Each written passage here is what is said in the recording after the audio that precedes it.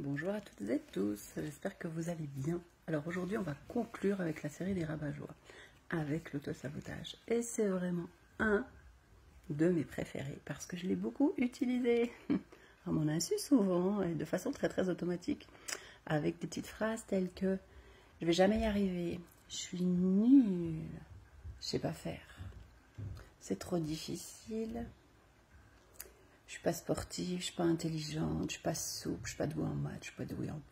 En fait, c'est une petite chansonnette qui tourne dans notre tête, des petites phrases assassines, et en fait, qui se mettent en route pour pas qu'on évolue, pour pas qu'on essaie des nouveaux trucs, pendant des dizaines, des vingtaines, toute une vie. D'où ça sort? D'où ça sort? Ça vient de notre éducation, de la société, mais aujourd'hui, on est super doué, c'est pour ça que ça s'appelle autosabotage. On n'a plus besoin de personne pour jouer cette petite chansonnette. Elle est intégrée en nous, youpi, youpla boum, et notre mental nous la resserre sur un plateau doré. Je vais vous prendre un exemple. Je fais de la couture et je me suis rendu compte que dans cette activité, je m'auto-sabotais énormément. C'est-à-dire que je trouvais un patron, que je me donnais 10 minutes pour le faire alors qu'il fallait 2 heures pour réaliser l'objet, que je ne trouvais pas les outils adéquats, donc j'essayais de bricoler des trucs pour que ce soit encore plus difficile, et qu'à la fin je me disais, t'es vraiment nulle, t'as même pas réussi, alors que celle-ci, elle a réussi, et j'ancrais la croyance que j'étais nulle en couture, alors que je ne me donnais absolument pas les moyens de réussir. En gros, je me traitais comme de la merde, en me disant, t'es nulle, j'y arriverai jamais. Alors, je ne vais pas vous dire que ça va changer en 30 secondes, quand ça fait des années qu'on se dit qu'on est nul toute la journée, qu'on se traite comme de la merde. Il n'y a pas de baguette magique pour que tout d'un coup, ça change. Par contre, il y a quand même des choses qu'on peut faire pour arrêter d'avoir cette pancarte au-dessus de la tête.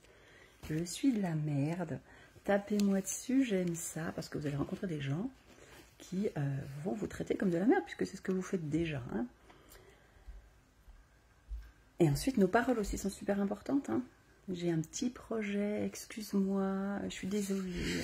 Oui, si vous vous auto-sabotez déjà dans vos projets en faisant des petits trucs minuscules, où vous vous excusez sans arrêt d'ouvrir la bouche, l'auto-sabotage est aussi là. Je vous disais qu'on peut faire des trucs en fait pour que petit à petit, cet auto-sabotage soit de moins en moins fort. La première idée que j'avais, c'était... devenir conscient de l'ampleur de l'autosabotage. C'est-à-dire que toutes les fois qu'il y a une petite phrase qui arrive, qui vous démonte, la noter, et la regarder en face et lui dire, tu sais quoi, je te choisis plus, cocotte, ça fait longtemps que je travaille avec toi, mais là, j'ai décidé de te licencier. L'autre idée, ça peut être aussi de regarder autour de nous, dans notre environnement, qui est-ce qui nous autosabote, comment ils font et pourquoi, quelles phrases ils utilisent pour nous montrer qu'on est nul. Et ça, c'est vachement important. Un truc aussi super important à comprendre, c'est que si on vous a beaucoup saboté quand vous étiez enfant, c'est que vous étiez puissant et que vous y étiez joyeux. Et j'aimerais bien que vous célébriez ça, parce que vous étiez puissant et vous étiez joyeux, mais vous êtes encore puissant et vous êtes encore joyeux. Dès que vous vous rendez compte de cet auto-sabotage et que vous faites le choix de ne plus le suivre. Parce que tant que c'est cette guerre, tant qu'il y a cette petite chansonnette assassine dans votre tête, la joie, elle ne peut pas percer. C'est aussi simple que ça. L'idée, c'est vraiment de faire du ménage dans notre tête et de se demander, même si c'est une question vraiment bizarre, quel intérêt j'ai à continuer de m'auto-saboter? Il y a plusieurs réponses, il y en a peut-être même auxquelles je n'ai pas réfléchi. Les deux que je vois directement, c'est si je m'auto-sabote, je reste dans l'ombre et je ne brille pas. Donc je ne peux pas être jugée par les autres. Et il y a aussi que si je reste dans l'ombre, je ne suis pas obligée de prendre mes responsabilités.